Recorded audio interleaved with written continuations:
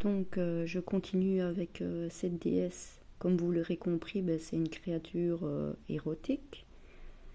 On parle beaucoup de sensualité, de sexualité, de plaisir.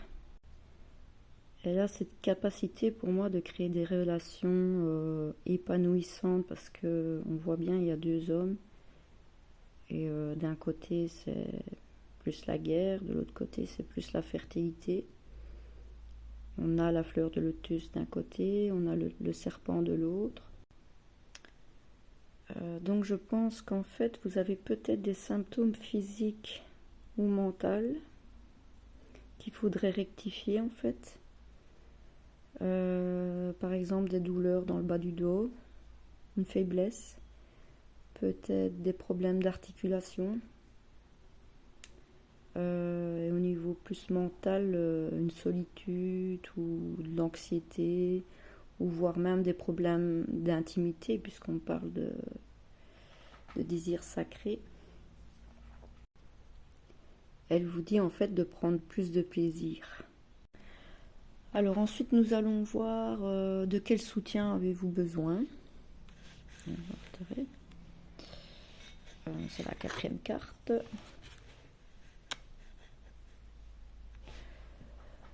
Alors cette déesse, ça c'est une déesse, c'est la guérisseuse des guérisseurs. On voit, on a les couleurs des 7 chakras.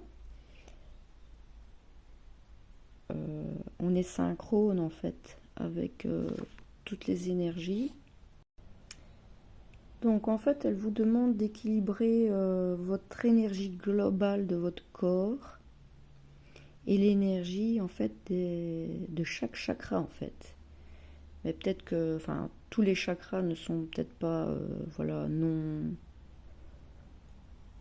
harmonisés, mais il y a sans doute un ou deux chakras peut-être, puisqu'on a vu dans les obstacles et dans ce qu'il fallait se déposséder, on parlait de la joie, du désir sacré, donc il y a peut-être quelque chose au niveau du plexus solaire ou du chakra sacré à rééquilibrer en fait.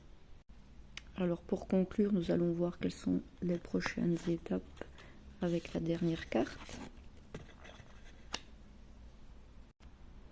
Alors cette déesse, elle vous dit que la chance vous sourit maintenant. Voilà. C'est une entrepreneuse à succès. On voit avec le serpent autour de son cou, elle a le don de guérir les gens. Donc vous êtes en voie de guérison. Et elle guérissait les gens par les plantes.